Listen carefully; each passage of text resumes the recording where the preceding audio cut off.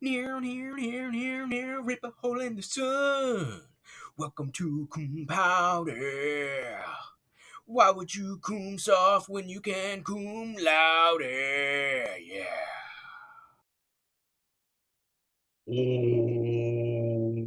Welcome to Cum Laude. Cum Laude. You already know who it is. Little hashtag ridiculous, little hashtag OWBN, original white boy naked OTM McDeezy on the IG. I know most of the league, if they're smart, follows me. Round 3 breakdown, or what we may just come to know as the Harold Fannin Glaze Sesh. Good first 2 rounds. This is exciting, though. I like this for a lot of reasons. One, it gives me the opportunity to talk a little bit about Harold Fannin. Now, the 301, by way of Furman, I took Harold Fannin. Some of you might have thought, wow, tight end, Bowling Green, kid from Canton, Ohio, kid who's going to be playing for the Cleveland Browns, 3rd round draft capital.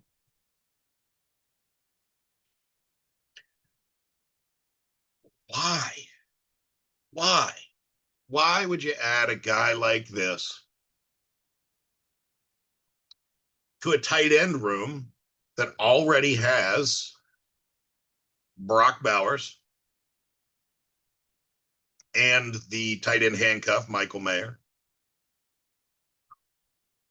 and with reserves of 2024 darling, oft injured Eric All, and then one of my guys, Tip Ryman.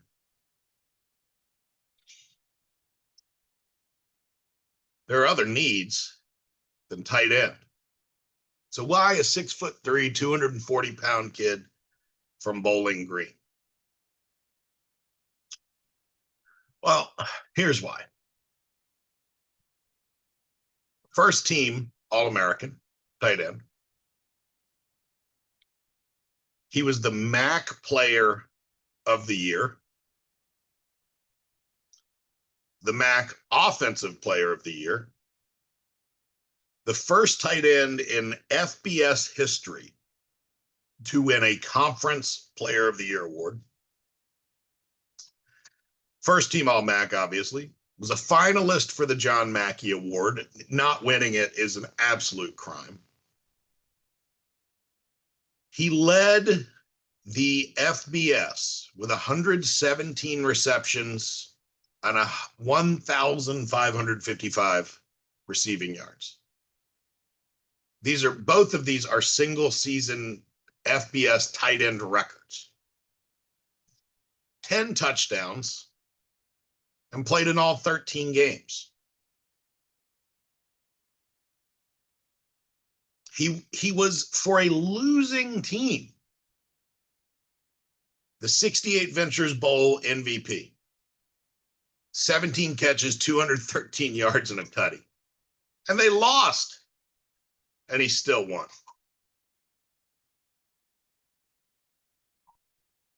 The only error in my strategy here, in taking what is sure to be, for the 3rd year in a row, the best tight end in the draft, sorry, Dan,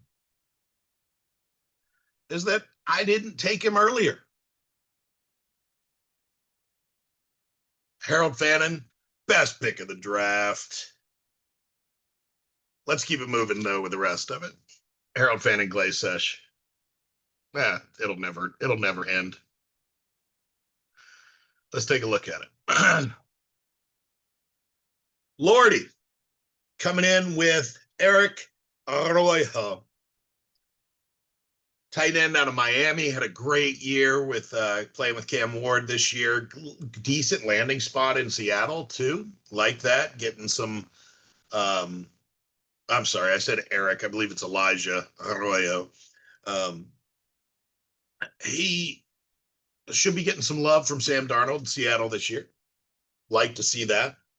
Like to see if Mike McDonald picked up anything offensively from the years of being on Harbaugh's staff, which has traditionally always been a good tight end usage franchise in Baltimore. I had him as my fifth best tight end with, um, I'm sorry, I had him, as my fifth best tight end, having Warren 1, Loveland 2, um, uh, Terrence Ferguson 3, Harold Fannin 4, and Elijah Arroyo 5. And T Ferg was gone at the 211. Fannin gone. So it's the best tight end available.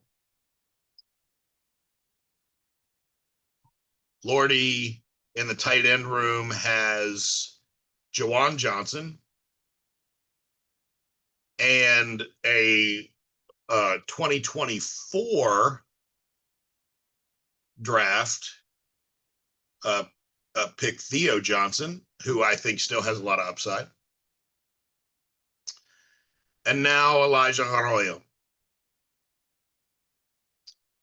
One of those three dudes needs to pan out. And I think with Theo Johnson and Elijah Arroyo, there's a good chance that one of those two guys does. Jawan Johnson, we know what he is at this point. He's a big man. B plus. B plus. And only maybe because it could have gone tight end earlier, being a dramatic need. But Lordy overall had just a fantastic draft. Did really, really well. Let's go to the 303. Oh, buddy. This is a fun one. This is this is John's pick. And honestly, he nails this one. And you know that's not something I say lightly. He goes out and gets a player that really rose to fame for torching Travis Hunter. This is a Stanford wide receiver. His name is Elik Ayumanor. And he gets a decent landing spot in Tennessee. There were a few guys a little bit deeper down the draft board that I had rated slightly higher. Pat Bryant being one, Dante Thornton being one, and Isaac Tesla being one. But it's a solid play. I like this kid a lot. I think he did definitely get way more attention than he probably otherwise would have coming out of Stanford because of that just absolute undressing he conducted of Travis Hunter, which, if memory serves, wasn't even this past year. It was like the year before. But he should get some good opportunity. We'll give John a B plus on this one. I like it. Caponia coming in with a double, 304, 305, and man, he nails this. He nails this. He goes out and gets Ollie Gordon, who, if Ollie Gordon leaves for the NFL last year out of Oak State, he's probably one of the top 3 running backs off the board. Decent landing spot in Miami, though. I like that for him. The guy has proven that he can carry a load. He's proven over time that he has the ability to be a lead back. And maybe his metrics and combine and all of that kind of stuff weren't as great. And his senior season wasn't as great. I like him. I like him. I had him kind of in my fourth tier of running backs, at the top of that, almost into the third tier. And then somebody who I like even more is Trevor Etienne. Travis's brother, Trevor, coming out of Georgia and landing in Carolina. Back-to-back picks, two of the best running backs remaining on the board. I had, let's see, Etienne. I had Ollie Gordon at 17, and I had Etienne at 9. The only players I had above that, but then the stuff got a little bit complicated, was Woody Marks, and that got a little bit complicated in Houston. Capone nails these. Fits into a running back room that is just got this absolute influx of rookie talent. We've got Jadon Blue, rookie. Ollie Gordon, rookie. Travion Henderson, rookie. Trevor Etienne, rookie. Throw that in with second-year players Jalen Wright, Devon Achane, and a little bit of just roster depth with Jaleel McLaughlin, Daria Ngumbawale.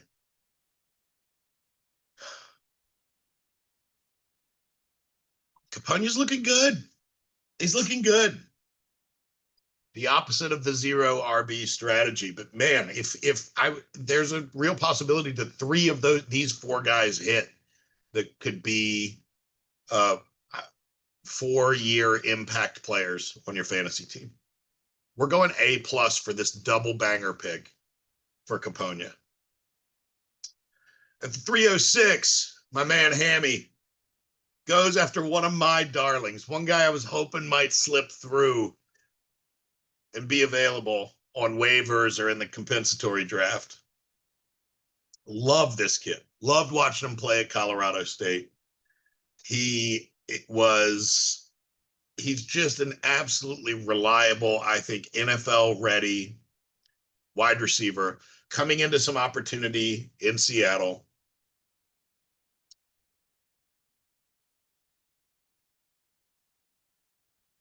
Hey,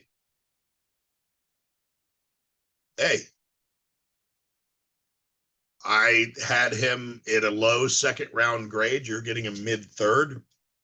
Like I said, I was hoping he would slip through. He was one of my, if he slips through, go and get him kind of players. And honestly, if Harold Fannon's not still on the board at 301, I'm probably taking him. Corey Horton's a great pick. Good job, Ham Tam. Now, Pat, at this point, probably a little deep into the THC infused fried duck asshole. Eyes are crossed, can't really read. And so he just picks a player thinking he's clicking on his own name. He goes and gets Pat Bryant from Illinois, my 12th ranked wide receiver. Great value at this play. Hey, baby. Hey, even if it was by accident, even if you just thought you were clicking your own name. Opportunity in Denver, like the quarterback situation there, like the coaching situation there, and like the talent coming out of the Big Ten, playing under Brett Bielema. They had a great season, the Illini. Love the pick. Hey, the 308, by way of me, by way of Furman, or by way of Furman, by way of me, to the Martavius, to Marty. Marty goes and gets my best running backs remaining still on the board. Kid out of the Big 12, out of Kansas State, the Little Apple, Manhattan, Kansas. Lands with the Colts.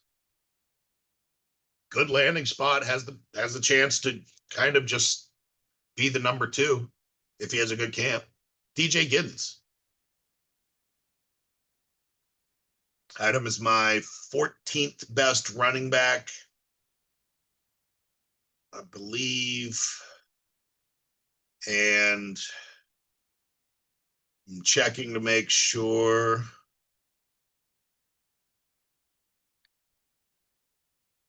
I do not. Yeah, he was my best still available. I guess Jarquez Hunter's still out there. But they're pretty interchangeable as far as I'm concerned. Great pick. Traded up for this, got the guy. Hey, love it. Fermi, by way of Marty, goes against Justin Fields. A little pre-draft chumming going on, throwing Justin Fields back into the pile, goes and gets a quarterback who's going to have what seems to be his kind of third chance and what may be his best chance at taking hold of a franchise. It's been set up to fail everywhere he's been. This is probably his best opportunity. Came out of college with incredible accuracy, high Wonderlic scores, solid plus mobility. Has never really had the chance to show all that off. And so at the 309, adding him to a team that has Jalen Hurts, Aaron Rodgers, maybe with a year of service left, you've got your backup. You've got your second QB. And hopefully it works out. B. Could have just rolled with Aaron Rodgers this year.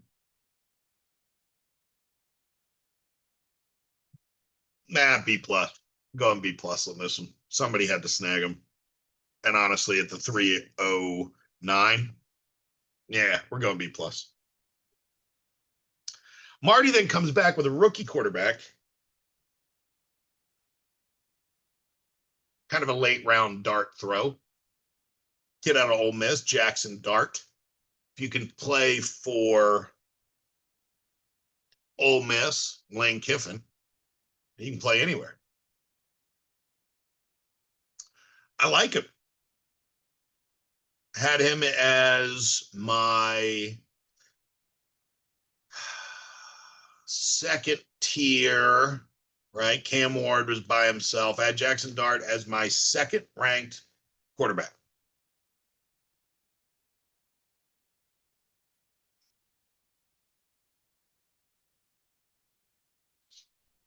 First one's already gone.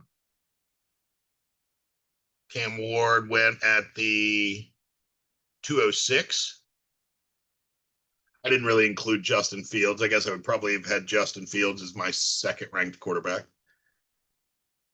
Second ranked rookie quarterback. Marty now has a backup to our friend from Utah State, the love bug.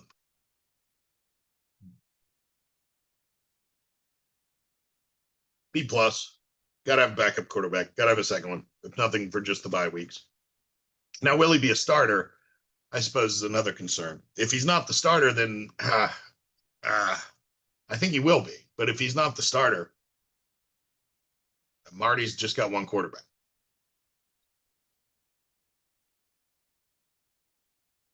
But at the 310, solid.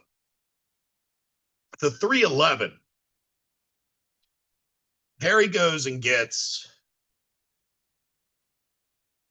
Gotta, got to got to scroll to this guy. There he is. Ja'Cory Krosky Merritt, running back out of Arizona. He was the 25th and I believe last running back taken in the NFL draft.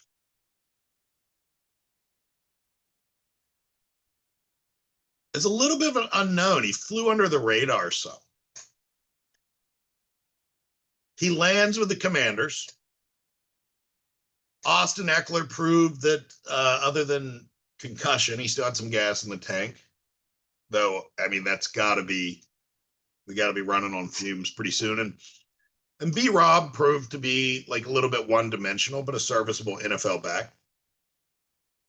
There's the possibility that JCM becomes the second option in the backfield. If he would have been an undrafted guy out of Arizona, I would be much more concerned about it. But considering that the Commanders did spend some draft capital on him, I've got him in my fourth tier. And I've got him, even though the NFL said he was the 25th best running back, I had him as my 20th, roughly 22nd.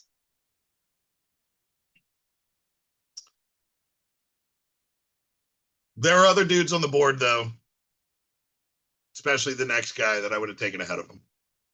B minus. Though I know you're a homer, so you had to get your guy. Speaking of which, at the 312, Kevin goes out and gets the dude that I would have taken there. Auburn kid, Jarquez Hunter, lands with the Rams, gives Kevin a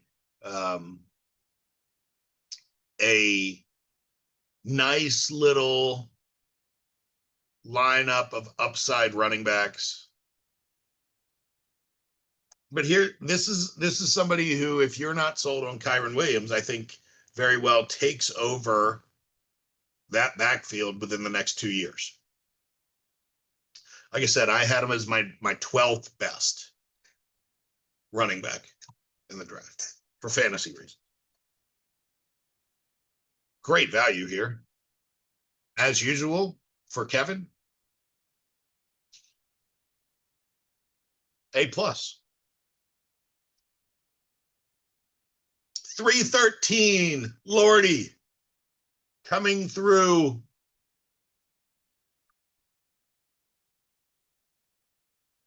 And getting Bubba Smith. I've actually got to look. I got to look this pick up because I can't read what the. I can't read it off the draft board. I should let you know. My notes purely for this thing are literally just a photograph of the whiteboard from the actual draft. Let's see.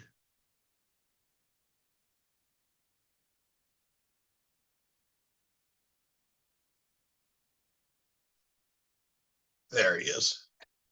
I found him. Bubba Smith.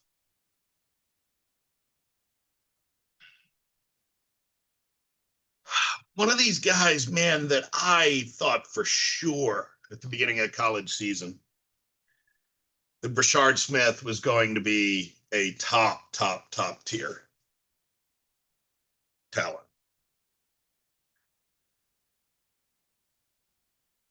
It didn't. His college season just didn't materialize that way for a variety of reasons. SMU had a good year. They really did. Kind of really adjusting to the new conference with some dominance. I was really hoping that Brashard Smith would have a little bit of a better year. I thought maybe watching him in college, he would be a better NFL prospect. Still a good one. Item is my 19th overall running back. And I had him as the best running back available. And so the question is, does it fit Lordy's needs? after an otherwise very solid draft, just getting some youth, the running back position, just getting a piece of the Kansas City offense that is likely to bounce back after a little bit of a down year last year. Yeah, I like it. I like it. I think there were some wide receivers on the board that if Lordy hadn't already filled that position, that I would have taken above Rashard Smith, but he already had those guys. Already got a tight end.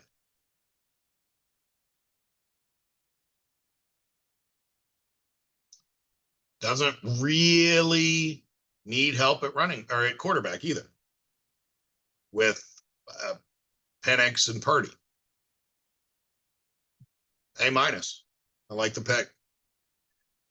And rounding it out, Harry snagging Jalen Milroe. He's got Josh Allen. He's got Bo Nix. And now he's got Jalen Milroe, who there's a path where he was probably let's see, in my view, the fourth best quarterback in the draft. Fifth best. I actually had them Cam Ward, Jackson Dart, Tyler Shuck, Shedeur Sanders, Jalen Milroe.